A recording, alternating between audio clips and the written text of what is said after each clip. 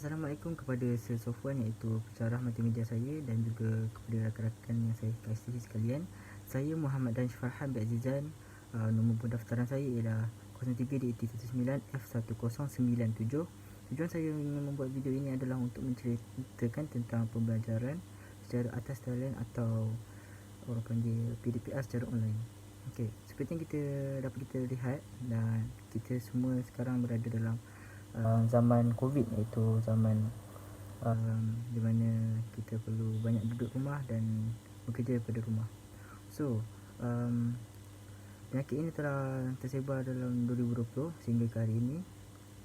COVID-19 ini juga telah mengubah banyak ekonomi dan cara bekerja di seluruh dunia, iaitu kebanyakannya orang akan bekerja dari rumah, work from home dan secara online.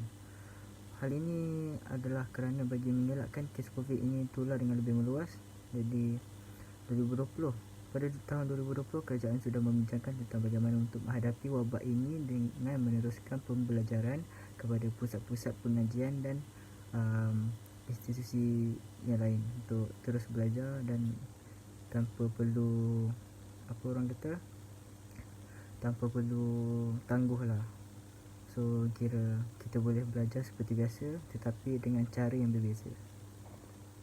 Jadi tanpa membuang masa, saya ingin menunjukkan sedikit sebanyak tentang pembelajaran online ini yang telah diumumkan pada tahun 2020 dan telah diumumkan dalam berita.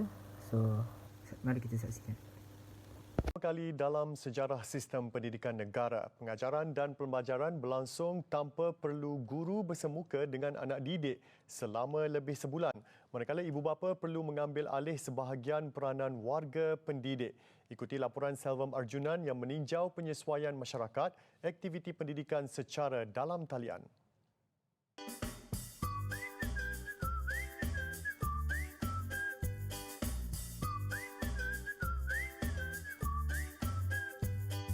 Baru kami faham berat tugas cikgu.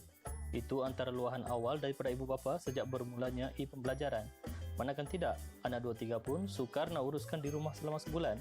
Bayangkan guru mengawal sampai 40 pelajar dalam satu kelas sepanjang tahun. Di rumah ni, kita kena bahagi masa lah. Masa main sikit, masa tengok TV sikit. Dia tak boleh 24 jam kan. Sebab 24 jam dalam rumah ni, kita kena bahagi masa lah. Mak pak lah sibuk sikit. Nak kena ambil masa untuk anak, untuk kita.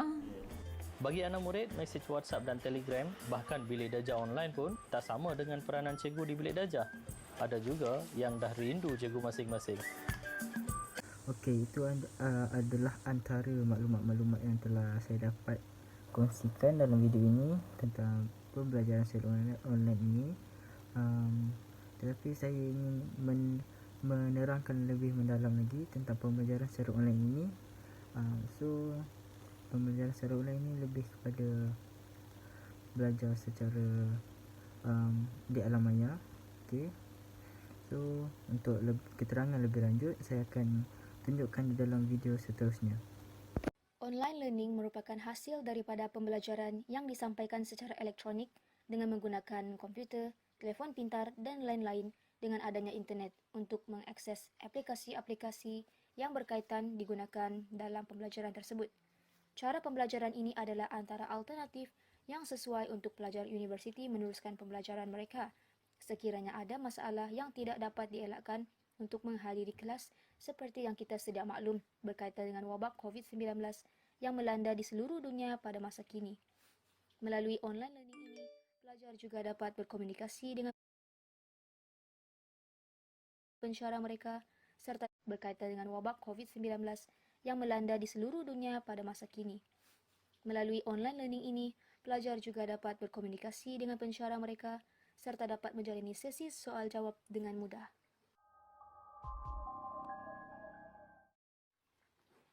Berikutan garis panduan oleh Kementerian Pendidikan Malaysia mengenai pelaksanaan dan pembelajaran semasa Perintah Kawalan Pergerakan disebabkan penularan jangkitan COVID-19, online learning dibuat supaya pelajar-pelajar tidak ketinggalan dan dapat mengikuti pembelajaran secara berterusan dalam keadaan yang selamat tanpa harus berkumpul dan bersemuka secara nyata dengan pencara dan rakan-rakan di sesebuah institusi pendidikan.